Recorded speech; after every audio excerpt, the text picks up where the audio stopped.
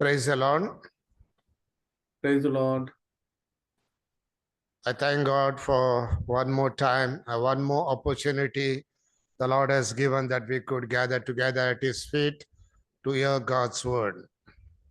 प्रभु को धन्यवाद देते हैं, एक और अवसर दिया है कि उसके चरणों में हम इकट्ठे होकर के उसके वचन को हम सुन सकें। As we come afresh before the Lord's presence, let our heart's desires and longing be that the Lord will speak to us afresh according to our needs. जो हम नए रूप से प्रभु के सम्मुख आए हैं, प्रभु हम सबों की आवश्यकता और जरूरत के अनुसार नए रूप से प्रभु हम सबों से बातचीत करें। Let us open to the Gospel of Matthew, the 19th chapter, and to save time, we will read verses 1 to 15. मत्ती रचित सुसमाचार 19 अध्याय उसके 1 से लेकर के 15 पद तक हम इसको पढ़ेंगे। मत्ती रचित सुसमाचार 19 अध्याय उसके 1 पद से लेकर के 15 पद तक पढ़ेंगे। भाई रूप किशोर से निवेदन है, इसको पढ़ने में मदद करें। जब यीशु ये बातें कह चुका तो गलील से चला गया और यरदन के पार यहूदियों के प्रदेश में आया। तब बड़ी भीड़ उसके पीछे हो ली और उसने वहां उन्हें चंगा किया। तब फरीसी उसकी परीक्षा करने के लिए पास आकर कहने लगे, क्या हर एक कारण से अपनी पत्नी को त्यागना उचित है? उसने उत्तर दिया, क्या तुमने नहीं पढ़ा कि जिसने उन्हें बनाया उसने आरंभ से नर और नारी करके बनाकर कहा, इस कारण मनुष्य अपने माता पिता से अलग होकर अपनी पत्नी के साथ रहेगा और वे दोनों एक तन होंगे। अतः वे अब दो नहीं परंतु एक तन हैं। इसलिए जिसे परमेश्वर ने जोड़ा है उसे मनुष्य अलग ना करे। उन्होंने उससे कहा, फिर मूसा ने यह क्यों ठहराया कि त्याग पत्र देकर उसे छोड़ दे?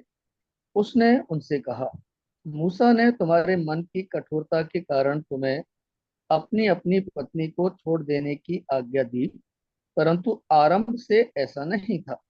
और मैं तुमसे कहता हूँ कि जो कोई व्यभिचार को छोड़ और किसी कारण से अपनी पत्नी को त्याग कर दूसरी से विवाह करे, वह व्यभिचार करता है, और जो छोड़ी हुई से विवाह करे वह भी व्यभिचार करता है। चेलों ने उससे कहा, यदि पुरुष का स्त्री के साथ ऐसा संबंध है तो विवाह करना अच्छा नहीं। उसने उनसे कहा, सब ये वचन ग्रहण नहीं कर सकते, केवल वे जिनको ये दान दिया गया है, क्योंकि कुछ नपुंसक ऐसे हैं जो माता के गर्भ से ही ऐसे जन्मे, और कुछ नपुंसक ऐसे हैं जिन्हें मनुष्य ने नपुंसक बनाया, और कुछ नपुंसक ऐसे हैं जिन्होंने स्वर्ग के राज के लिए अपने आप को नपुंसक बनाया है। जो इसको ग्रहण कर सकता है वो ग्रहण करे। तब लोग बालकों को उसके पास लाए कि वह उन पर हाथ रखे और प्रार्थना करे, पर चेलों ने उन्हें डांटा। यीशु ने कहा, बालकों को मेरे पास आने दो और उन्हें मना ना करो, क्योंकि स्वर्ग का राज ऐसों ही का है। और वह उन पर हाथ रखकर वहां से चला गया। Let us pray. Let us look to the Lord for His grace. वही प्रार्थना करेंगे, प्रभु की सहायता के लिए अनुग्रह मांगेंगे। Most gracious, merciful, loving Heavenly Father, we humbly come before the throne of Thy grace, unworthy as we are, greatly in need of Thy word that will encourage us, that will enlighten our pilgrim path, that will empower us to live a life that is expected of us. Lord, we thank you for this 19th chapter of Matthew. And this day, this night, this evening, as we gather around Thy word, we pray, Lord, Thou will bless the portion that we have read. Lord, and that's not all. As Thou didst break the bread beside the Sea of Galilee, Lord, we pray, break Thy word and give it to us. Speak according to our needs, O Lord, and take all glory, honor to Thy name. Who am I, an unworthy servant like me? Hide me behind Thy cross and Thy servant who will translate, that nothing may be lost, but in all simplicity, your people may understand, grasp, apply, and respond to Thy word. Lord, we bring ourselves and every equipment that is being used under the sprinkling of your precious blood. O Lord, take all glory, honor to Thy name, we pray, in Jesus' precious name. Amen. In our last Bible study, we saw about the kingdom, the members of the kingdom and the ministry among the members of the kingdom. पिछले सप्ताह हमने परमेश्वर के उस राज्य के अंगों के विषय में देखा और उन अंगों की जो जिम्मेदारी है उसके बारे में देखा. So we saw the secular duties, we also saw the spiritual duties in this kingdom. आत्मिक हमारी सेवा जो इस राज्य में है और सामाजिक जो हमारी सेवा है दोनों को देखा. In the spiritual relationships, the duties, the Lord mentioned 3 responsibilities of each one of the members in this kingdom. आत्मिक हमारी संगति में जो हमारी जिम्मेदारी है, हमने 3 जिम्मेदारियों के विषय में हमने देखा इस राज्य का. The first responsibility is to receive believers. सबसे पहली जिम्मेदारी कि हम विश्वासियों को ग्रहण करें. And the Lord illustrated this by taking a small child into his arms. And until and unless a person becomes like this child, they cannot enter into the kingdom of God. प्रभु ने इस उदाहरण को इस बात को एक उदाहरण के द्वारा समझाया. एक छोटे बच्चे को अपने गोद में लिया, कहता है जब तक एक छोटा बालक के समान कोई ना बने वो परमेश्वर के राज्य में नहीं आ सकता. Not only entering the kingdom like a little child, but he also showed how precious that child is in the sight of God. ना केवल परमेश्वर के राज्य में प्रवेश करने के लिए छोटे बच्चे की तरह, बल्कि कितना कीमती है वो बच्चा, ये भी बताया. That any stumbling block, any hindrance to their spiritual growth, the Lord warned that a millstone be tied around her neck and be dumped into the sea. यदि कोई भी उस बालक के लिए, बच्चे के लिए रुकावट का कारण बनता है तो उसको जो है गले में एक पत्थर बांध करके समुद्र की गहराई में डाल देना उत्तम है. So in our spiritual relationship, we saw the second responsibility is, that is, after receiving believers, is restoring backsliders. दूसरी जिम्मेदारी था कि विश्वासियों को ग्रहण करने के पश्चात जो पिछड़ गए, गिर गए, फिसल गए, उनको वापस लौटा लाना. And the third responsibility we saw was reconciling the brethren. और तीसरी जिम्मेदारी थी कि भाई लोगों के साथ हम आपस में मेल मिलाप करें. In that we saw the principle which the Lord placed before the disciples, and then Peter came with a proposal, and then to illustrate it still further, the Lord told a parable. और इस mail मिलाप को किस तरह से हमने ठीक करना है उसके लिए प्रभु ने कुछ सिद्धांत बताए. उसके लिए पतरस जो है एक उदाहरण लेकर के आया और उसके विषय में प्रभु ने एक दृष्टांत के द्वारा समझाया. So that part we couldn't cover last time about the parable. In order to answer Peter's question, the Lord came up with a parable, and which was a down-to-earth story that anyone could understand. पतरस को इस बात को समझाने के लिए एक उदाहरण के द्वारा उन्होंने एक दृष्टांत के द्वारा एक बात बताई जो सब समझ सकते हैं. So in that parable, we see there was a man who was a debtor. He owed so much to his master. उस दृष्टांत में देखते हैं एक व्यक्ति को बहुत अधिक जो है उसने उधार ले रखा था जो उसको चुकाना था. And it says he owed him 10,000 talents. कहते 10,000 थोड़े उसको वापस करने थे. Now 10,000 talents, we need to understand it was not, the Lord was trying to show something and not the exact amount. This 10,000 was the highest round number that a man's debt could be computed. 10,000 जो है केवल एक उदाहरण के लिए बताया क्योंकि 10,000 केवल इतना बड़ा एक अंक था जिसको जो है हम देख सकते थे, समझा सकते थे. A talent was the heaviest unit of weight used by the Jews. यहूदी लोग जो है एक तोड़ा जो है जो सबसे भारी रकम होता था उसको दर्शाता था. And the number 10,000 was the highest round number that ever a man's debt could be. और 10,000 जो है इतना बड़ा एक संख्या था जो मनुष्य उस समय पर उस सीमा से ज्यादा सोच नहीं सकते थे. So the day of accounting came, and wherein he pleaded with the owner to forgive, and we were like this 10,000 talent debtor. We owed God so much that we couldn't pay anything of it. लेखा लेने का दिन जब आया तो जो है ये बताया गया कि भाई ये 10,000 का जो है हमारा उधार है, हम इतना बड़ा उधार चुका नहीं सकते थे। So the man's only hope was like ours. It was just to cast himself at the mercy of the king and who was willing to forgive the debt. तो केवल एक ही उपाय रह गया था कि हम अपने आप को जो है उस राजा के दया के लिए अपने आप को समर्पण करें और वो हमारे उस कर्जे को माफ कर दे। This debtor had no grasp, no understanding of the principle of grace. जिसने इस उधार को लिया था उसको जो है इस अनुग्रह का जो सिद्धांत है उसके बारे में जरा भी समझ नहीं थी। He only understood the law and he appealed not for grace but for more time. वो केवल व्यवस्था को ही समझता था, अनुग्रह के बारे में जानता नहीं था, इसलिए उन्होंने कहा कि मुझे और अधिक समय दिया जाए। And said, Lord, have patience on me and I will pay thee all. That is what he said. उसने कहा स्वामी मुझ पर अनुग्रह दया समय दे दे और अनुग्रह कर, मैं सब वापस लौटा दूंगा। He asked for patience, but he received pardon.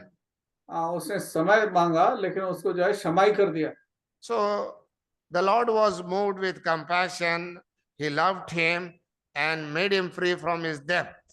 प्रभु ने जो है उसको उस कर्जे से जो है उसको आजाद कर दिया। So we see the man and his debt. Now we see this man and his deed, what he does now. अब ये व्यक्ति जो है अब करता क्या है उसके बारे में देखते हैं। His debt was cancelled, but his nature was not changed at all. उसका उधार तो जो है क्षमा कर दिया गया लेकिन उसका स्वभाव नहीं बदला। He continued to be that same cruel man he was before. Though he was forgiven, but he was neither justified nor regenerated. जबकि उसको सब कुछ क्षमा कर दिया गया था उसका उधार, लेकिन ये व्यक्ति अपने आप में जो है बिल्कुल नहीं बदला था, उतना ही क्रूर और कठोर था अपने व्यवहार में।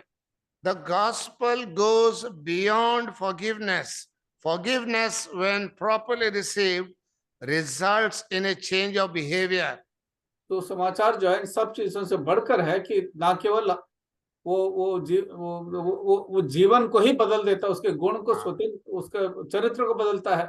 A behavior that reflects genuine conversion. We see this in Luke's Gospel, chapter 7, verses 36 to 50. लूका 7 अध्याय 36 से 50 पद तक हम इसको पढ़ते हैं कि जब एक व्यक्ति का नया जन्म होता है, उद्धार होता है, Well, we see the Lord was invited to a home of Simon the Pharisee, and when the Lord arrived, Simon showed the Lord none of these common courtesies usually extended by the Jews to the guest. Simon फरीसी के पास जो है जब गया था तो उसने बोला कि जो साधारण तौर से लोगों को स्वागत किया जाता है वो नहीं किया गया। So this man whose debts were forgiven, one of his servant owed him 100 pence, that is equivalent to 3 months' wages. ये व्यक्ति जिसको सारा उधार जो है उसको क्षमा कर दिया गया, अब इस व्यक्ति के पास जो उसका अपना नौकर था उसका 3 दिन का उधार था, 3 दिन महीने का तनख्वाह का। And it was very little compared to the 10,000 debts, talent debt that he was forgiven. 10,000 जो तोड़े इसके क्षमा कर दिए गए उसके तुलना में 100 दिनार बहुत थोड़ा था। Yet what did he do? He seized his fellow servant, took him by the throat, and demanded that instant payment be done. Verse 28. 28 पद पढ़ते हैं, उसने जो है ना अपने नौकर का गला पकड़ के कहने लगा मेरे सारा पैसा अभी तुरंत चुका दे। And cast his fellow servant into prison. और अपने उस नौकर को उसने कैद में डाल दिया। See, this man was forgiven 10,000 talents, and he was not ready to pardon a small debt of his own servant. 10,000 थोड़े इसके क्षमा तो हो गए, लेकिन इसने अपने ही नौकर के थोड़े से कर्जे को क्षमा नहीं किया।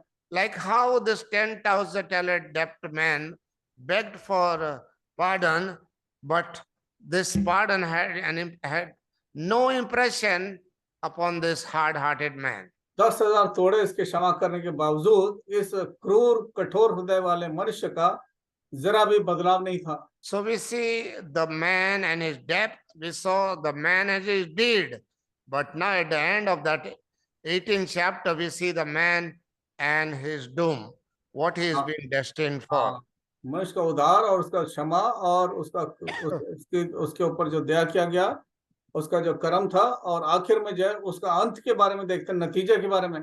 So when this evil, wicked man's actions was brought to the attention of his lord, the king, he had him arrested at once. जब इस व्यक्ति के बारे में उसके स्वामी राजा के सामने लाया गया, उसने उस व्यक्ति को तुरंत जो है उसने अरेस्ट कर लिया। So this wicked behavior of this unforgiving man revealed his unregenerate heart.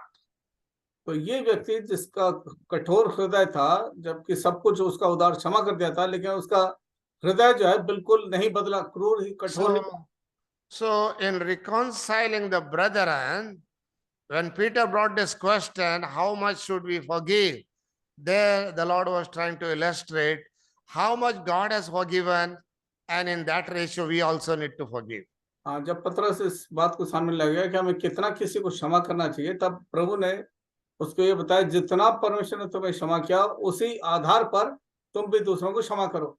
So we saw the milestone in the kingdom, we saw the manifestation of the kingdom, we saw the members in this kingdom, and now in this 19th chapter we see the marriage in this kingdom. परमेश्वर के तमाम जो उसके जो जो जो उसने प्रकट किया था, और जो उसके जो अंग है और उनकी जिम्मेदारी, इन सब बातों को देखने के पश्चात अब 19 अध्याय में हम इस शादी के विषय में देखते हैं। So here verses 1 to 12 we see the salient features in the case of divorce. 1 से 12 पद तक जो है, जो मुख्य बातें हैं जो डाइवर्स के विषय में है, तलाक के विषय में, उसको देखते हैं। First of all, we need to understand the context of the Lord's teaching on divorce, verse 1 and 2. तलाक के विषय में परमेश्वर की जो शिक्षा है, उसके 1 और 2 पद में इसको पढ़ते हैं। And it came to pass that when Jesus had finished these sayings, he departed from Galilee and came into the coast of Judea beyond Jordan, and great multitudes followed him, and he healed them there. जब ईश्वर ने बातें कह चुका था, तो गलील से चला गया और यरदन के पास यहूदिया के प्रदेश में आया। तब बड़ी भीड़ उसके पीछे हो ली और उसने उन्हें वहां चंगा किया। So after finishing the sayings in the 18th chapter, the Lord departed from Galilee and does not return to Galilee until after the resurrection. ये तमाम जो बातें उसने 18 अध्याय में की, उसके पश्चात हम देखते हैं 19 अध्याय में, जब तक गलील में तब तक वापस नहीं आता जब तक पुनरुत्थान की बात ना हो। So Matthew omits many of the incidences that happened between the end of the Lord's Galilean ministry and the beginning of events that led to the cross. तो बहुत सारी बातें जो है मत्ती छोड़ देता है, जो गलील में जो सेवा की गई और जिसके कारण वो क्रूस तक पहुंचा। So those omitted incidences are recorded in Luke's Gospel from chapter 9, verse 51 till the 17th chapter, the 11th verse. उन बातों को जो मत्ती ने छोड़ दिया था, उसको लूका रचित सुसमाचार 9 अध्याय 51 पद से लेकर के हम 17 अध्याय तक हम उसको देखते हैं। So to understand the chronology, we must go there and see what are those incidences which Matthew omitted. We find them in Luke's Gospel 9 as well as John's Gospel chapter 7 till the 11th chapter. इन बातों को जो मत्ती ने छोड़ दिया, उसको हम यूहन्ना रचित सुसमाचार में भी उसके 7 अध्याय से 11 अध्याय तक देखते हैं, जैसे लूका में भी देखते हैं। Now Matthew places us in the land of Perea, that is beyond the Jordan. Now Perea was a part of a territory that was ruled by Herod Antipas. बेरिया जो है वो उस स्थान को हेरोद एंटिपस जो है वो राज्य करता था।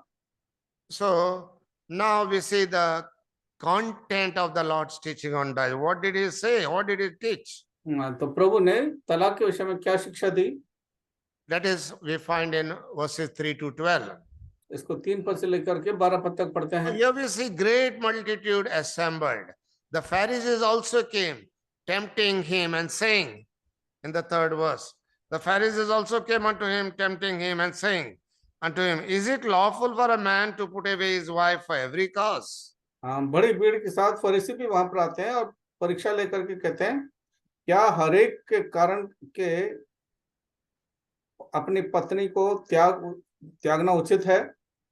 This was a deliberate attempt to catch the Lord in the controversy that already existed between the two schools of thoughts among the Jews, that is, the Hillel and the Shammai, two different types of religious thoughts or teachings among the Jews. हाँ, यहूदियों के मध्य में दो भिन्न प्रकार की शिक्षा थी, हिलेल और दूसरे गुट में कि तलाक के विषय में।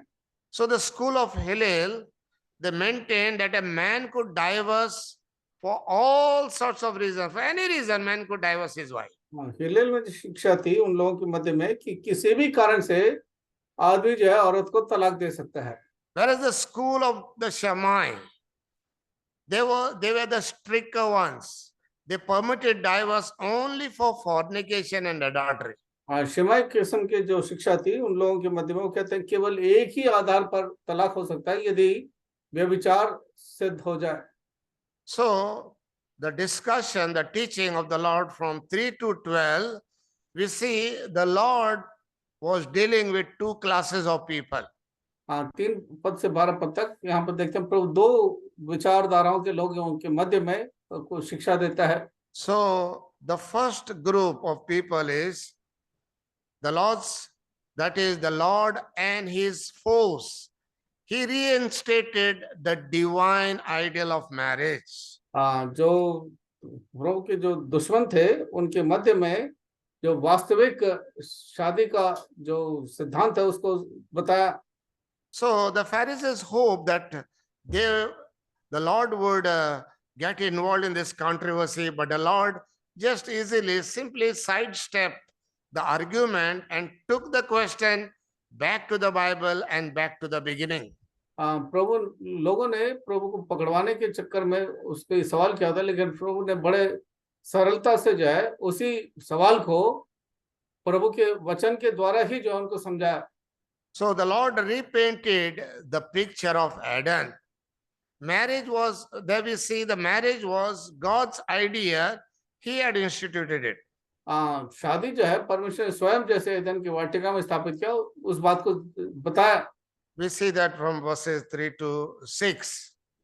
3 पद से 6 पद उसको पढ़ते हैं। So God ordained the marriage, and the fundamental principle of order in society and marriage relationship are more binding than anything else. हाँ, जो मूल सिद्धांत है समाज में जो परमेश्वर ने जो रखा है शादी, वो वही जो परमेश्वर ने स्थापित किया वही है। So in this relationship bond, the wife becomes a part of his own body. इस शिक्षा में परमेश्वर जो है बताता है कि पत्नी जो है उसके शरीर का अंग है। So God, since God instituted the marriage, it was permanent in nature. क्योंकि परमेश्वर ने इस शादी के संबंध को स्थापित किया, ये स्थायी था। So there was no room in the original arrangement for polygamy or even divorce. शुरू के इस शादी के संबंध में आप जो है तलाक भी नहीं दे सकते थे और दूसरी तीसरी शादी भी नहीं कर सकते थे। So the original intent was that one man should be married to one woman until death dissolved the relationship. परमेश्वर के शुरू के शिक्षा के आधार पर एक आदमी एक औरत के साथ ही शादी कर सकता है, और वो भी जब तक कि उनके जीवन में मृत्यु आकर के उनको अलग न कर दे।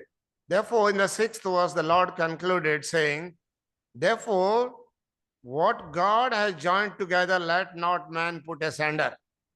तो इसलिए 6 पद में कहता है, इसलिए जिसे परमेश्वर ने जोड़ा है उसे मनुष्य अलग ना करे। So Jesus Christ went back to the original, eternal principle which God instituted at the beginning. He ignored the Hillel teachings, the Shammai teachings, and the teachings of the rabbis. तो हिलाल की शिक्षा, शमय की शिक्षा और रबी की शिक्षा को छोड़ करके परमेश्वर ने जो शिक्षा दी थी आरंभ से, उसने उस बात को दोहराया। And verses 7 to 9, we see in the context of the sinless perfection that prevailed at the beginning, there could be no question of divorce. 7 पद से 9 पद तक जो आदि में जब परमेश्वर ने इस बात को स्थापित किया तब पाप नहीं था, तो इसलिए तलाक का कोई अर्थ ही नहीं था। But man is no longer living in paradise now. He dwells in sin, curse, and we have Adam's fallen nature with us now. अब मनुष्य स्वर्ग में नहीं बल्कि उस गिरे हुए पाप के कारण अब गिरा हुआ इंसान है।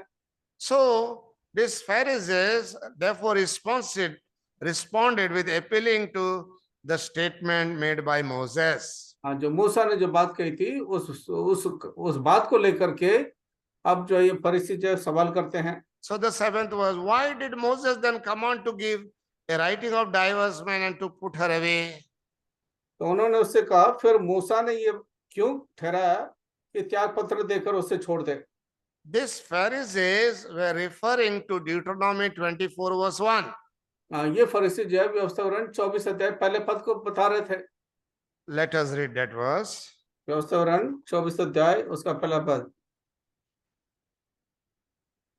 When a man had taken a wife and married her, and it come to pass that she find no favor in his eyes, because he hath found some uncleanness in her, then let him write a bill of divorcement and give it in her hand, and send her out of his house. हाँ, यदि कोई पुरुष किसी स्त्री से विवाह कर ले और उसके बाद उसमें कुछ लज्जा की बात पाकर उसे अप्रसन्न हो, तो वो उसके लिए त्याग पत्र लिख कर और उसके हाथ में देकर उसको अपने घर से निकाल दे।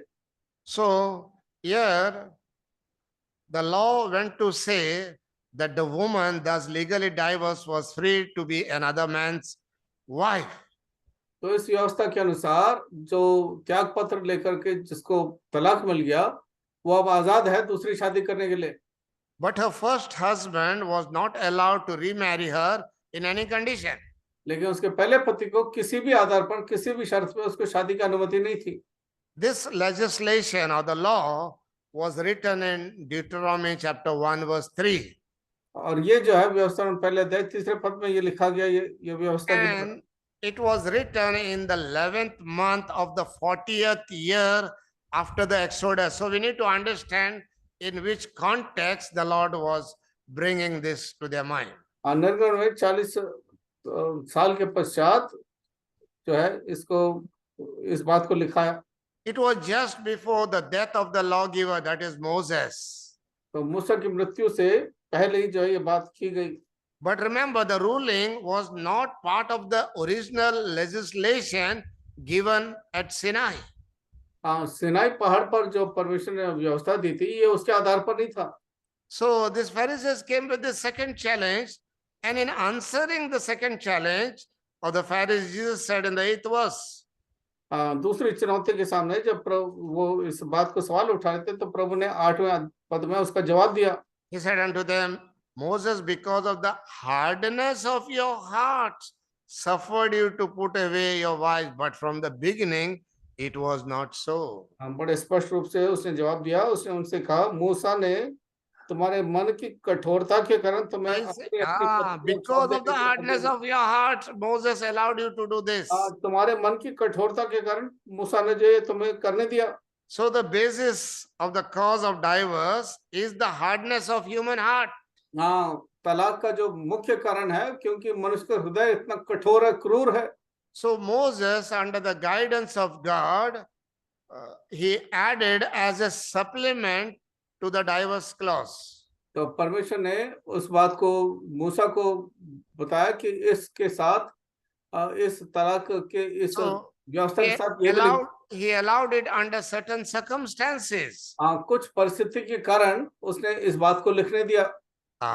But what the Lord said in the 8th verse, the Lord continued, but from the beginning it was not so. 8 पद में आगे कहते हैं, पर आदि से ऐसी बात नहीं थी आरंभ से। The original institution of marriage contained no provision for divorce. जो आरंभ में शादी की जो शिक्षा थी उसमें तलाक का तो कोई मतलब ही नहीं था। In the 9th verse, and I say unto you, whosoever shall put away his wife except it be for fornication, and shall marry another committed adultery, and whosoever marrieth which is put away doth commit adultery. 9:15 और मैं तुमसे कहता हूँ कि जो कोई व्यभिचार को छोड़ और किसी कारण से अपनी पत्नी को त्याग कर दूसरी से विवाह करे वो So, व्यभिचार करता है, so और जो we see छोड़ी here, हुई से विवाह करता है वो भी व्यभिचार करती है। we see here how the Lord deals with his foes. The first group of people, the Lord answers. जो लोग उसके दुश्मन थे, प्रभु उनको किस रीति से जवाब देता हमने देखा। Now, how the Lord answers this to his friends, we find it in verses 10 to 12. 10 से 12 पद, अब प्रभु अपने मित्रों से कैसा उत्तर देता है, जवाब देता है, उसको देखते हैं। What does the Lord say? प्रभु क्या कहता है? Verse 10 to 12. And his disciples say unto him, if the case of the man be so with his wife, it is not good to marry.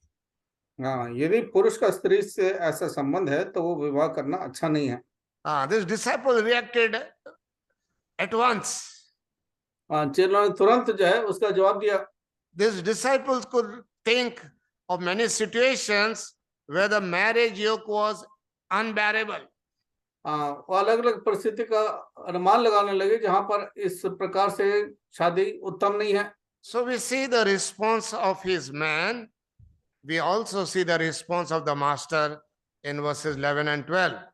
जो स्वामी का जो जवाब है 11-12 में और 10 में जो है उनका उत्तर है, उसको देखते हैं। But he said unto them, all men cannot receive this saying, save they to whom it is given. For there are some eunuchs which were so born from their mother's womb, and there are some eunuchs which were made eunuchs of man, and there be eunuchs which have made themselves eunuchs for the kingdom of heaven's sake. He that is able to receive it, let him receive it. सब ये वचन ग्रहण नहीं कर सकते, केवल वे जिनको ये दान दिया गया है, क्योंकि कुछ नपुंसक ऐसे हैं जो माता के गर्भ ही से ऐसे जन्मे हैं, और कुछ नपुंसक ऐसे हैं जिन्हें मनुष्य ने नपुंसक बनाया, और कुछ नपुंसक ऐसे हैं जिन्होंने स्वर्ग के राज्य के लिए अपने आप को नपुंसक बनाया है। जो उसको ग्रहण कर सकता है वो ग्रहण करे।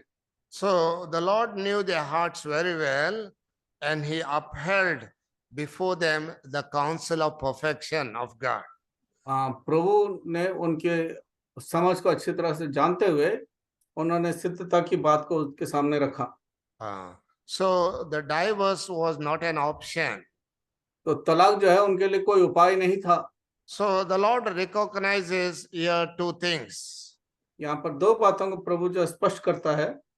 First of all, including the importance of safeguarding the marriage and avoid downloading or devaluing the union of marriage. शादी की उत्तमता को जो है स्थिर कर समझाते हुए और उसके पतन की बातों को जो है उसने ठीक तरह से जो है समझाया कि ऐसा नहीं होना चाहिए। Secondly, apart from God, special grace, not all people, not even all his own people could accept the disciplines and demands of this ideal counsel of marriage. जो शादी की जो उत्तम जो शिक्षा है उसको हर कोई जो है आराम से आसानी से ग्रहण नहीं कर सकता था। So the Lord pointed three types of people that they would celebrate themselves or remain unmarried.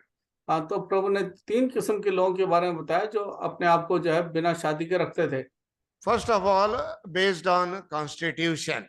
सबसे पहले उस कॉन्स्टिट्यूशन के आधार पर। That means they were naturally born that way as eunuchs. या दूसरे शब्दों में वो स्वाभाविक तौर से ही नपुंसक पैदा हुए। Secondly, based on compulsion. और दूसरी बात मजबूरी के कारण। First one says, for there are some eunuchs which were born, that is by constitution you couldn't help. And there are some eunuchs which were made eunuchs of man. This is by compulsion. दूसरे जो किस्म के लोग हैं वो मजबूरी में जो है नपुंसक हैं। Those they were purposely made eunuchs. For example, I'll say those who were in charge of the harem of the king. They were made eunuchs so that they would have not able to have any relationship with any of this woman in the harem.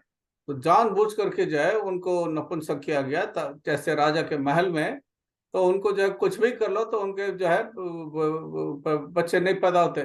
So first group is based on the constitution. They were naturally born that way. Second is based on compulsion. Man makes them units. And the third group is based on conviction. They themselves chose to live a life of celibate. That is not to marry for the Lord's kingdom's sake. सबसे पहले वो लोग जो जन्म से ही जो है नपुंसक हैं, दूसरा जो है जो मजबूरी के कारण नपुंसक है, तीसरा वो लोग जिन्होंने अपने आप से इस बात को चुन लिया अपने ऊपर कि वो प्रभु के लिए नपुंसक रहेंगे. So we saw the salient features, the important features in the case of divorce. And now 13 to 15, we see the silent factors. Now what is the impact of this divorce? What happens when two people divorce each other? तलाक के मुख्य सिद्धांतों को हमने शुरू में देखा. अब जब ये तलाक लेते हैं तो क्या हो जाता है उसके बारे में देखते हैं. So we see here in the 13th verse, it was not an accident that Matthew introduces the subject of children here. ये अचानक से जो है यहाँ पर बच्चों के बात को यहाँ नहीं लिखता. कुछ It looks suddenly some people came with little children that the Lord would bless them and the disciples rebuked them. It looks this is a different institute. No, there is a flow of events on God's timetable. परमेश्वर के समय काल के अनुसार ये घटनाएं एक के बाद एक लिखी गई हैं. ऐसा नहीं कि अचानक से जो ये बात आ गई बच्चों के विषय में. For when parents divorce, the chief losers are the children, the little children. जब माँ बाप आपस में जब पति पत्नी तलाक लेते हैं तो सबसे पहला नुकसान जो है बच्चों का ही होता है. And the word in the Greek, children, it means paidon. That यूनानी means भाषा में young children. बच्चों का मतलब जब छोटे बच्चे. There are two different words used for children in the New Testament. One is paidon, the other one is brephos. Brephos means very much newborn babes, very small babes. बच्चों के लिए दो शब्द इस्तेमाल किया गया, एक पैदान और एक ब्रेफोस. ब्रेफोस का मतलब बहुत ही नए जन्मे वो छोटे बच्चे. So here we see the parents were so much drawn towards Jesus that they wanted his blessings on their children. तो यहाँ माँ बाप जो है प्रभु यीशु मसीह से इतना अधिक अपना उनका संगति था तो चाहते थे कि उन बच्चों पर भी उनका आशीष हो. That is true of a real marriage where the husband and wife, they long for the blessing for the children born to their union. एक वास्तविक सच्चे पति पत्नी का माँ बाप का जो है उनको ये इच्छा रहती है कि जो बच्चे पैदा उत्पन्न हुए उन पर भी जो है वो सच्चा आशीष उनके ऊपर बना रहे. And divorce just does the opposite of this. और तलाक जो है इसके ठीक विपरीत उल्टा करता है. So, and Jesus reveals his will. When the disciples rebuked, take away your children. This is not for small kids. That it displeased the Lord. जब चेलों ने बच्चों को जो है इनकार किया था तो इससे प्रभु बड़ा अप्रसन्न था इस बात से. If you read the same portion in Mark's Gospel chapter 10, यदि इसी पद को मरकुस 10 अध्याय में पढ़ेंगे. verse 14, we'll read. Yes, brother, can you read? मरकुस 10 अध्याय और उसका 14 पद. Mark 10:14.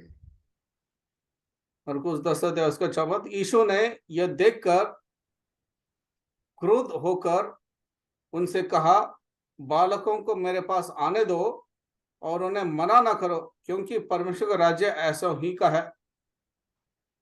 So we see the little children brought to Jesus, the little children blessed by Jesus. छोटे बच्चों को प्रभु के पास लाया गया, छोटे बच्चों को प्रभु ने आशीष दी.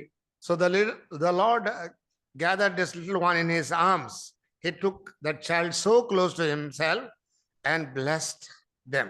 इस छोटे बच्चे को अपने हाथ में लेकर के उन्हें नजदीक रख करके आशीष दिया. So his heart still goes out to all the children of the world.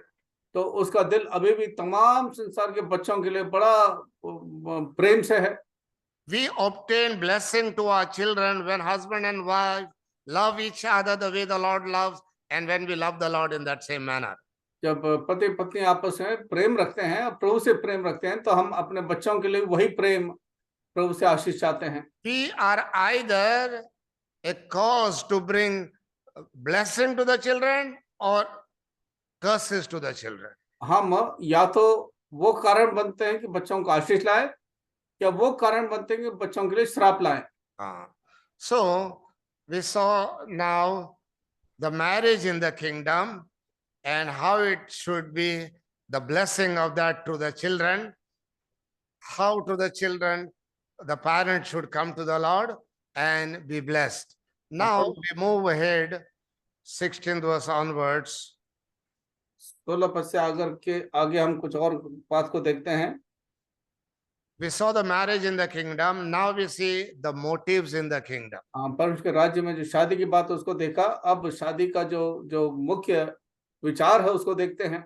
So what happens suddenly from 16 verse onward till the 22nd verse, a rich young ruler comes running to the Lord saying, "Good master, what must I do so 16 that I may have eternal life?" 16 से 22 पद तक एक धनवान आदमी उसके पास आता है, कहता है कि मैं अनंत जीवन पाने के लिए मैं क्या करूं? So this subject is introduced by the interruption by a young man who came running to the Lord. एक जवान जो प्रभु के पास दौड़ता हुआ चला आया था, उसकी वजह से ये बात बीच में आ गई है। So if we read about this young ruler in the other gospels, in Luke 18 we come to know that he was a ruler of a synagogue. 18 अध्याय में लूका में पढ़ते हैं कि ये जवान व्यक्ति जो है एक आराधनालय में एक अधिपति है, And he desired eternal life. और उसको अनंत जीवन की बड़ी लालसा है। And he proposed to do something good in order to attain it. और उसने अपने आप से कहा कि मैं कुछ अच्छा काम करूं, कुछ भला काम करूं कि मैं इसको प्राप्त करूं। He was hoping to earn eternal life through some good deeds which people perform even today. और उसकी उम्मीद लालसा ये थी कि मैं कुछ अच्छा कर्म करके मैं इस अनंत जीवन को हासिल करूं, प्राप्त करूं। So you see here what the man desired, but said to say in the 17th verse what the man discovered. बहुत लालसा तो थी इसके अंदर, लेकिन बड़ी दुख भरी बात है कि 17 पद में उसको क्या मिला। The thing is, the Lord challenged this man, use of the words good. The Lord responded, "Why calleth me thou good? There is none good but one, that is God. But if thou wilt enter into life, keep the commandments." प्रभु उसको चेतावनी देता है और कहता है कि भला कौन है, तो भला यदि तू करने तुम्हें भला काम करने की आवश्यकता है। So the ruler, this young man, made his appeal on the grounds of goodness, that is doing good. इस व्यक्ति ने अपने उस बात को प्रभु के सामने रखी क्योंकि मैं भला काम करता हूं। And Jesus answered him also in that same, on the same ground. प्रभु ने उस भले काम के विषय में ही उसको जो है जवाब भी दिया। So the Lord said, if you want to earn eternal life, live a perfect life, to keep the commandments of the Lord perfectly. That's an impossible task. उसने कहा यदि तुम्हें अनंत जीवन की आवश्यकता है तो सिद्ध जीवन बिताओ और व्यवस्था का पालन करो। So the Lord challenged this man about whether he taught Christ as a perfect man or whether he taught him just as a good man. उसने इस बात को सिखाया कि सिद्धता की ओर की बात है कि केवल भलाई करने का बात है। 18-19 we see what the man demonstrated. और 18-19 पद में उस व्यक्ति ने क्या बताया, क्या किया उसके। This young man found himself in a ditch. इस जवान ने अपने आप को एक गड्ढे में पाया। The Lord recited 5 of the 10 commandments, choosing those that emphasize man's duty towards man.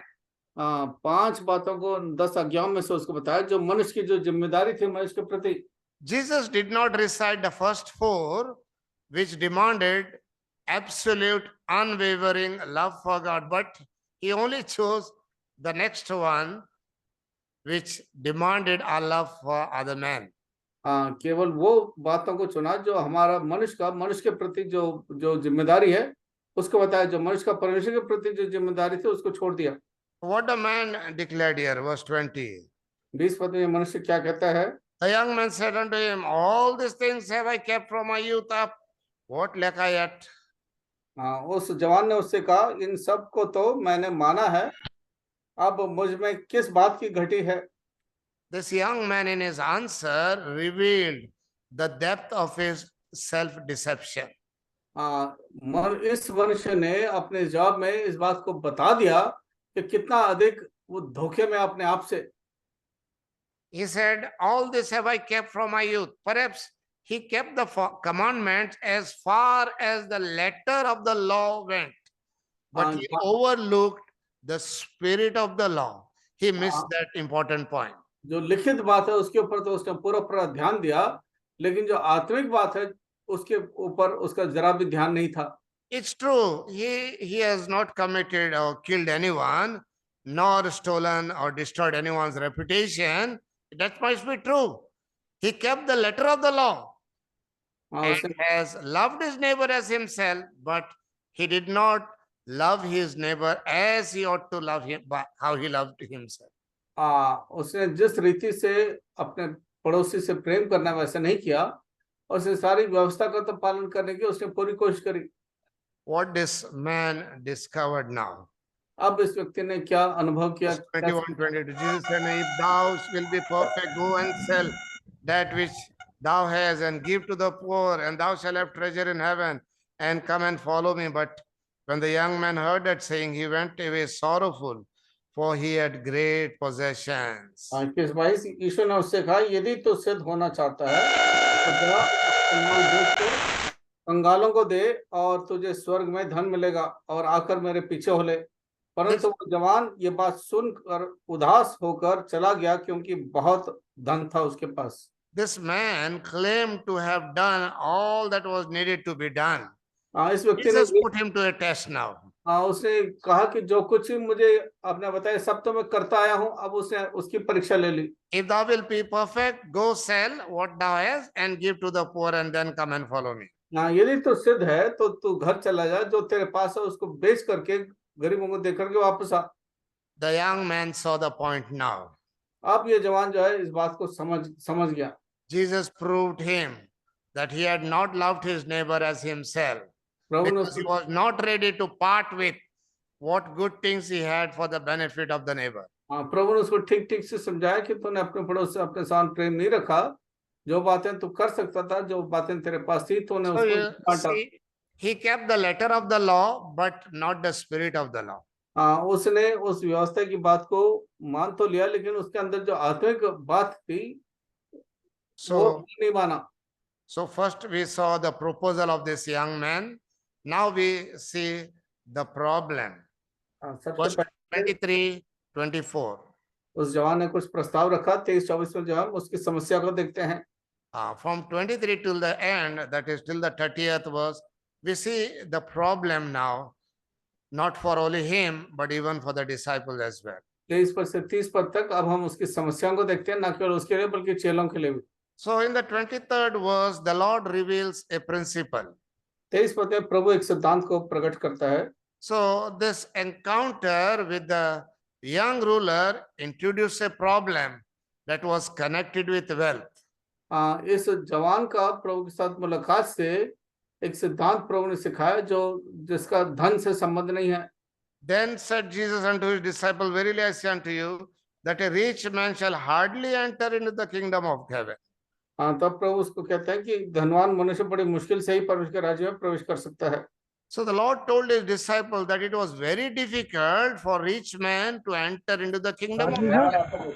उसको बड़े स्पष्ट रूप से बताया गया है कि धनवान को प्रभु के राज्य में प्रवेश करना मुश्किल है। मेहरबानी से अपना माइक को म्यूट कर लें। This riches may give a person entrance to the most of the places here down on this earth. You go anywhere, if you have money, you can buy a ticket, you can buy the entrance fee to that place. यदि आपके पास धन है, पैसा है, तो कहीं पर भी आप जा सकते हैं, टिकट खरीद करके आप प्रवेश कर सकते हैं। But this riches cannot open the gates of heaven. लेकिन ये धन जो है परमेश्वर के राज्य को जो है खोल नहीं सकता। So wealth, what happened to this wealth is wealth translates into power, power generates pride, and pride slams the gate of heaven shut. धन से जो है आपके पास सामर्थ्य मिलता है, उस सामर्थ्य से जो है आप घमंड करते हैं और उसकी वजह से जो है The 24th राज्य का verse, दरवाजा बंद हो जाता है। the Lord repeats the principle. And again I say unto you, it is easier for a camel to go to the eye of a needle than for a rich man to enter into the kingdom of God. हाँ, प्रभु फिर से दोहराता है कि एक परमेश्वर के राज्य में धनवान के प्रवेश करने से ऊंट का सुई के नाके में से निकल जाना सहज है। So the Lord gave an illustration of the principle he had revealed in the 23rd verse. It says, it is easier for a camel to go to the eye of a needle than for a rich man to enter into the kingdom of God. उसने इस सिद्धांत को दृष्टांत से जो उसने कहा कि सहज है कि ऊंट जो है सुई के नाके में से निकल जाए, लेकिन एक धनवान का प्रभु के राज्य में प्रवेश करना मुश्किल है। Now, what did it mean? How do we understand what the Lord was saying? प्रभु जो कहना चाहते हैं उसको हम कैसे समझें? Now, the eye of the needle refers to a small door in the gate of the old city walls. सुई की जो आंख है वो पुराने जो नगर है उसके जो दरवाजे हैं उसको बताता है। At a certain given time at sunset, when the main gates were closed for the night, the merchants who went out of the city, when they arrived late, now they were forced to enter through the small gate. जो लोग व्यापारी थे, जो सांझ होने के पश्चात जब बड़ा दरवाजा बंद था तो उनको मजबूरी से जो है छोटे फाटक में से अंदर प्रवेश करना था। And so in order to do that, he had to unload his camel or his asses with all the goods in order to pass through that small door. उस छोटे फाटक में से प्रवेश करने के लिए जो ऊंट था, जो उसका ऊंट के ऊपर जो माल ढोके लाए थे, उस सबको जो है खाली करना था। So when the Lord said this, we see the disciples were astonished. जब प्रभु ने इस बात को इस रीति से समझाया तो चेले बड़े अचंभित हो गए। Verse 25, and when the disciples heard it, they were exceedingly amazed, saying, who then can be saved?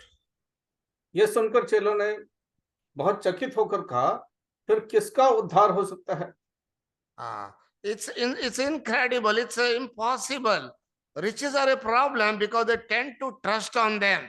Riches are not bad as long as you don't trust the riches. धन अपने आप में तो खराब नहीं है जब तक कि आप संपूर्ण तौर से भरोसा धन पर रखते हैं।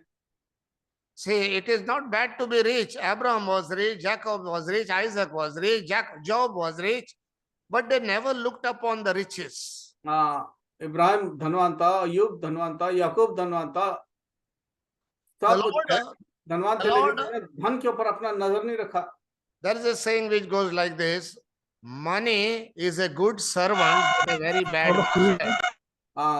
ये कहावत है कि पैसा जो है बहुत अच्छा नौकर है लेकिन बहुत खराब स्वामी है। As long as money doesn't control you and you keep money under your feet and you control, it is good. यदि पैसे को आप अपने पैरों के तले उसका स्थान देते हैं तो बहुत अच्छा है, नहीं तो पैसा जो है आपको अपने नियंत्रण में रखता है। So the Lord made it clear that money cannot buy salvation. तो प्रभु ने बड़ा स्पष्ट बताया कि आप पैसे के बदौलत आप उद्धार को आप खरीद नहीं सकते। The disciples were amazed, if they are not going to go to heaven, because they thought that rich men often get what they want just because they have money to buy. क्योंकि धनवान लोगों के पास अपने पैसे बहुत कुछ हैं, इसलिए जो कुछ वे सोचते हैं कि सब कुछ हम खरीद लेंगे। And see what the Lord tells them in the 26th verse. With man this is impossible, but with God all things are possible. 26 में यीशु कहते हैं, यीशु ने उनकी ओर देखकर कहा, मनुष्यों से तो ये नहीं हो सकता, परंतु परमेश्वर से सब कुछ हो सकता है। So the Lord was trying to tell them that it is impossible for man with their own strength, relying on their own resources, to win favor with God. परमेश्वर ने बड़ा स्पष्ट बताया कि अपने धन दौलत से, अपने शक्ति से, परमेश्वर की दृष्टि से अनुग्रह नहीं पा सकते।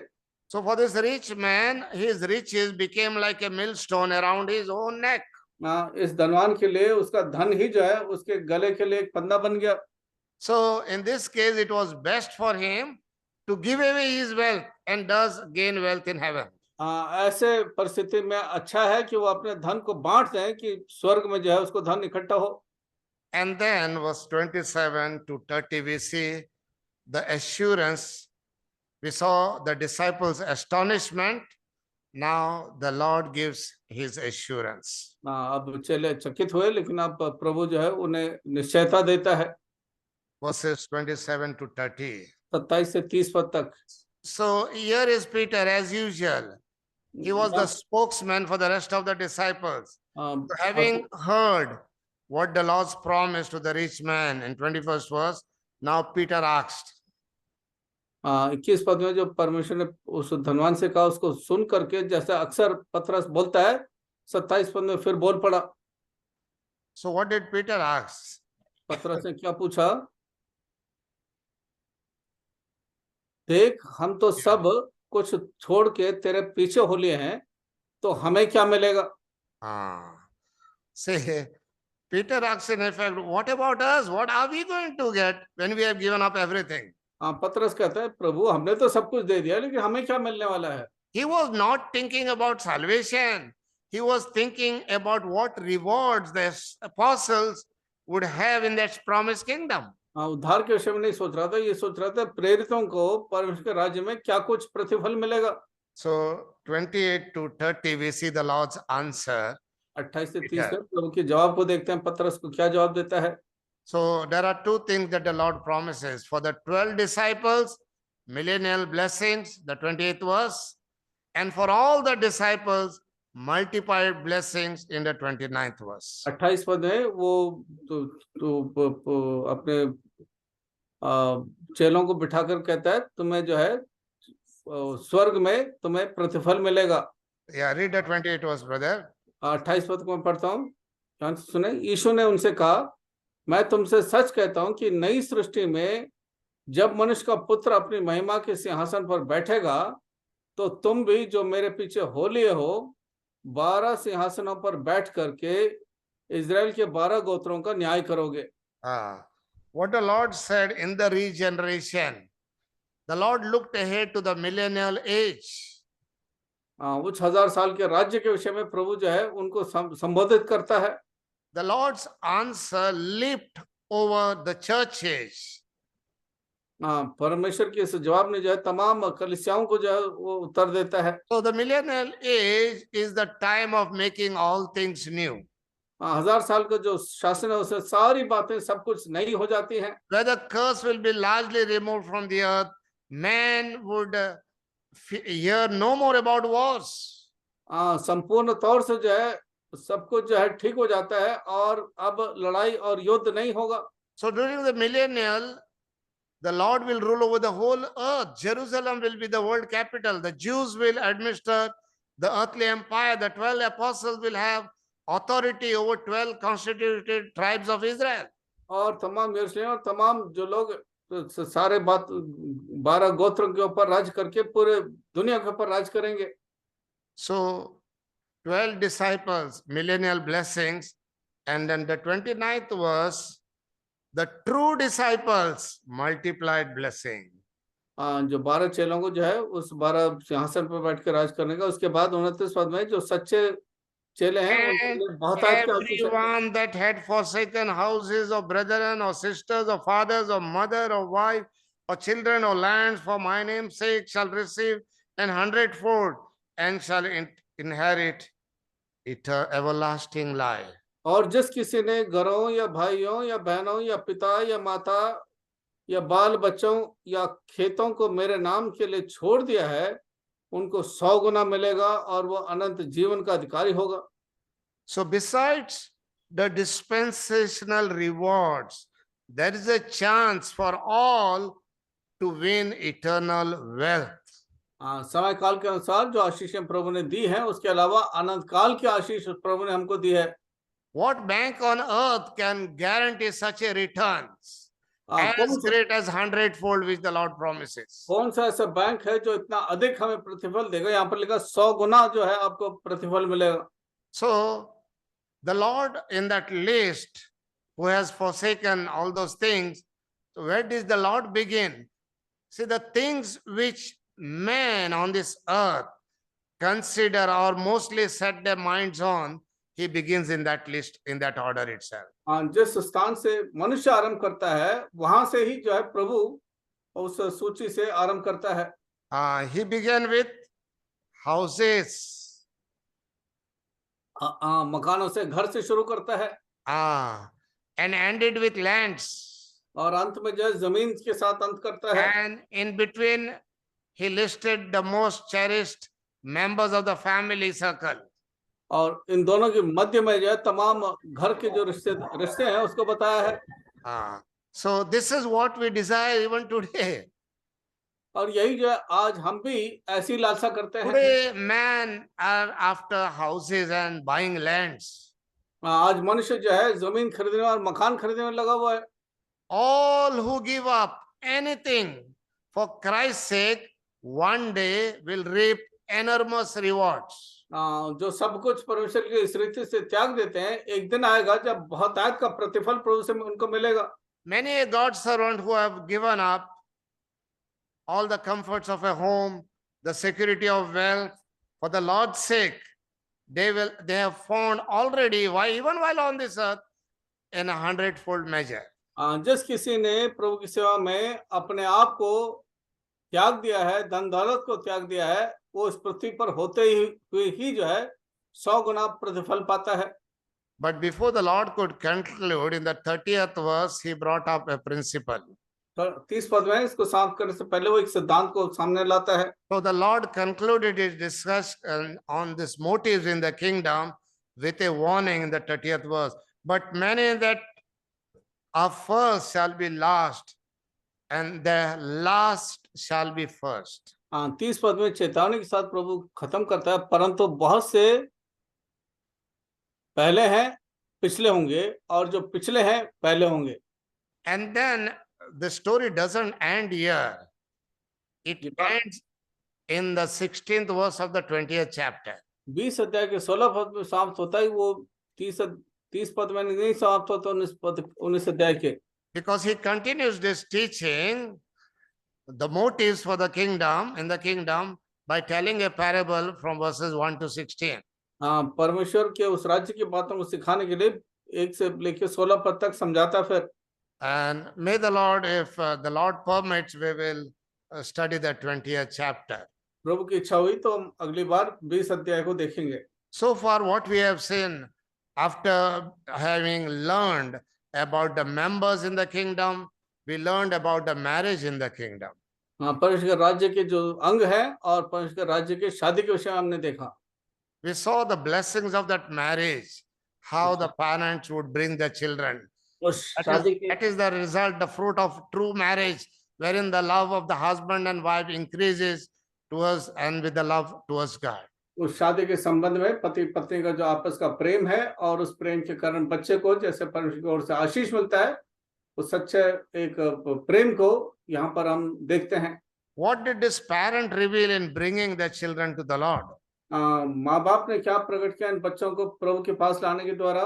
First of all, they revealed that Jesus is the source of the children. He is the source of all blessings. सबसे पहले उन्होंने इस बात का प्रकट किया कि यीशु ही जो है इन बच्चों का आशीष का मूल स्रोत है, कारण है।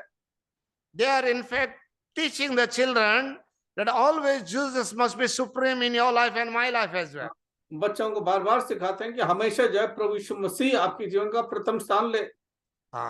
And it is not the many times we parent try to win the hearts of the children by giving them gifts and buying them all the things that they need instead of winning them for the Lord. बच्चों को उनकी तमाम आवश्यकताओं को मन माने से दे देते हैं, बल्कि उनको प्रभु के पास जीतने के लिए मेहनत नहीं करते। True blessing don't come from the parent, though physically they come, but they want to show that true blessings comes to the hands of the Lord Jesus Christ. सच्ची आशीष हो सकता है माँ बाप की ओर से मिले, लेकिन सच्ची आशीष तो आत्मिक आशीष प्रभु की ओर से ही मिलती है। Then after the marriage in the kingdom, we saw the motives in the kingdom. उस राज्य में शादी के पश्चात उस शादी का जो मुख्य कारण है उसको देखते हैं। We saw a rich young ruler coming running to the Lord. एक धनवान जो है जवान प्रभु के पास दौड़ के आता है। And what the Lord answers him. प्रभु उसको क्या उत्तर देता है? He was not ready to give all the wealth that he had. Though he said he loved his neighbors, but he loved to the letter of the word, not to the spirit of the word. जबकि प्रभु ने उसको आशीष दिया, उसने कहा, उसने जो आशीष की बातें कही केवल शब्दों का था, आत्मा का नहीं था। So may the Lord continue to speak to us and help us understand this thing, that with the right motive we will work in the kingdom of God. प्रभु लगातार हमसे बात करें कि सही विचारों के साथ, सही उद्देश्य से हम प्रभु की सेवा को कर सकें। Shall we close in prayer? आइए हम प्रार्थना के साथ समाप्त करेंगे। भाई जॉन दासन से निवेदन है, प्रार्थना करें और बेनेडिक्शन भी दें।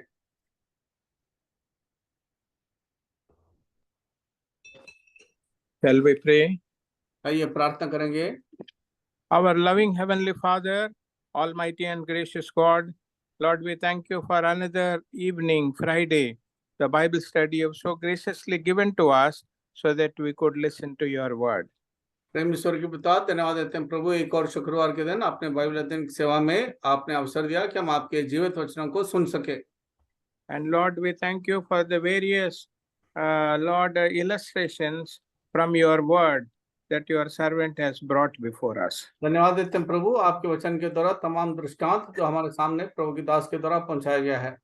Lord, we especially thank you for the great forgiveness that most of us have received from you. धन्यवाद देते हैं प्रभु, वो बहुत बड़ा क्षमा का वरदान जो हमें से अधिकतर लोगों ने आपसे प्राप्त किया है। And how short our memory is about the forgiveness that God has bestowed upon us. और प्रभु वो क्षमा का वरदान जो हमें मिला है उसके लिए हम कितने कम प्रभु हम याददाश्त रखते हैं। Lord, we humble ourselves in your holy presence and also confess that we, without any exception, show very little of that forgiveness when it comes to other people. प्यारे प्रभु, हम अपने जीवन में इस बात को एहसास करते हैं कि जो क्षमा का वरदान जो आपने हमको दी है, हम वही क्षमा दूसरों तक नहीं पहुंचाते हैं। And Lord, we are reminded at this time the great Lord Jesus Christ, who demonstrated the forgiveness of God the Father when he from the cross said, Father, forgive them for they know not what they do. प्यारे प्रभु, आपने स्वयं उस बात को प्रभु दर्शाया जब आपने खुद ही पिता से प्रार्थना किया कि हे पिता, इन्हें क्षमा कर, ये नहीं जानते क्या करते हैं। Lord, help us to time and again remind ourselves of the great forgiveness, the love by which the Lord has forgiven us freely, fully and forever. प्यारे प्रभु, बार बार हम अपने आप को इस बात को स्मरण दिलाएं जब परमेश्वर ने प्रभु संपूर्ण तौर से स्वेच्छा से अपने आप को प्रभु बलि करने के द्वारा हमें संपूर्ण तौर से आजाद कर दिया है। Lord, do thou help each one of us to follow the example of the Lord Jesus himself from the cross that he showed us. हम सब के सब प्रभु जो प्रेम आपने क्रूस के द्वारा हम पर प्रकट किया, हम सब उस मूल बात को प्रभु अपने जीवन में अनुकरण करें, अभ्यास कर सकें। And it's our prayer that the Holy Spirit of God, according to Romans 5:5, might spread abroad the love of God in our hearts, so that we may demonstrate the same through our fellow men and also to the fellow believers in our own assembly. रोमी 5:5 के अनुसार प्रभु हम सबों को मदद सहायता करें कि वो प्रेम जो प्रभु आपने हमसे किया है, जो क्षमा हमको मिला है, वही प्रभु हम तमाम संगी विश्वासियों के संग भी प्रभु ऐसे ही बर्ताव कर सके। Lord, we also thank you for the valuable lessons you have brought before us about a Christian marriage. मूल शिक्षा प्रभु हमारे जीवन में स्मरण दिलाने के लिए धन्यवाद देते हैं, एक मसीह शादी के संबंध में। Lord, help each one of our young people to be governed by the word of God. प्यारे प्रभु, तमाम हमारे जवानों को इस वचन के आधार पर चलने में मदद करें। Lord, help believing children in our midst who are listening to us only to think of marriage with another believer. हम में से जितने प्रभु जवान इन संदेश को सुनते हैं, इस बात को प्रभु ठीक प्रकार से स्मरण रखें, एक विश्वासी को दूसरे विश्वासी के संग ही शादी करने की आवश्यकता है। Lord, even in their vague imagination, they may not settle down or think about marrying an unbeliever. हाँ, कहीं पर भी गलती से जरा भी प्रभु ऐसा सोच विचार ना करें कि अविश्वासी से शादी हो सकता है। Your word is very clear, 2 Corinthians 6:14. Your word says, be not unequally yoked with unbelievers. दूसरा ग्रंथ 6:14 में प्रभु आपने स्वयं का असमान जुए में ना जोतें। And Lord, for those who have been married and blessed with the wonderful gifts of children, help us to seek your blessing on our children in prayer day by day. प्यारे प्रभु, आप हम सबों की मदद करें कि हम अपने बच्चों के लिए प्रार्थना के द्वारा दिन प्रतिदिन प्रभु आपसे आशीष मांग सकें। Lord, help us to have one desire in our hearts, that both our children and our grandchildren, Lord, they may all come to know the Lord Jesus as their personal Savior, and grant unto them the greatest gift, the gift of eternal life. एक प्रभु हम सबों के अंदर बहुत बड़ी लालसा हो कि हमारे बच्चे और हमारे नाती पोते इस सुसमाचार को सुन करके उद्धार प्राप्त करके आशीष पा सके। Lord, help us not to leave the work of sharing the word of God to our children, Lord, just to the Sunday school teachers, but day after day, we may also speak the word of God, share the word of God with our children in our homes. हम जिम्मेदारी को प्रभु वचन बांटने का बच्चों के ऊपर ना छोड़ दें, बल्कि दिन प्रतिदिन प्रभु इसको हम स्वयं ही जिम्मेदारी के साथ प्रभु इस बोझ को निभा सकें। Lord, not to leave the work of sharing the word of God to the Sunday school teachers, but we may realize that it is the parents' first responsibility to share the word with our own children. बांटने का काम प्रभु हम Sunday school के शिक्षकों को ना दें, लेकिन माँ बाप होने के नाते सबसे पहले जिम्मेदारी हमारी है कि हम प्रभु के वचन को बांटें। And Lord, we also thank you for bringing the life of this young man who came to Jesus to possess his eternal life through good deeds. प्यारे प्रभु, इस बात को भी आप सुन दिलाया कि जवान जो है वो अपने अच्छे कर्मों के द्वारा प्रभु से आशीष पाना चाहता था। Lord, we have read this evening how joyfully this young man came to Jesus, but he went away sorrowfully. बड़े आनंद के साथ प्रभु ये जवान आपके पास आया, लेकिन वापस लौटा तो बड़ा दुखी होकर के लौटा। Lord, how many people whom we know, Lord, they are seeking, Lord, to receive eternal life and gain heaven by their own good deeds. इतने लोग प्रभु अपने अच्छा कर्म के द्वारा परमेश्वर ईश्वर के राज्य में प्रवेश करना चाहते हैं। Lord, if there is anybody here who has heard your word, Lord, we want to remind them that all our good works are like filthy rags in the sight of the Lord, Isaiah 64 and verse 6. जितने प्रभु इस वचन को सुनते हैं, प्रभु यशायाह 64:6 पद के अनुसार हमारे सारे धर्म के काम मैले चित्रों के समान है। इस बात को प्रभु स्मरण रख सके। Lord, eternal life is not received by earning it, but as a free gift of God.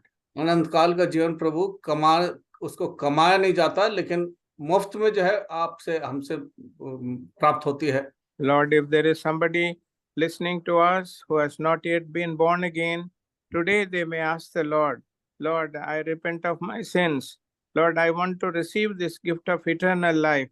As the young man was longing to gain entrance into heaven, I too want to be found in the presence of the Lord. ये प्रभु जैसे जवान प्रभु के राज्य में प्रवेश करने की इच्छा रखता था, वैसे हम भी प्रभु ऐसी इच्छा रखें और आपके सम्मुख आए और प्रभु इस प्रार्थना को करें।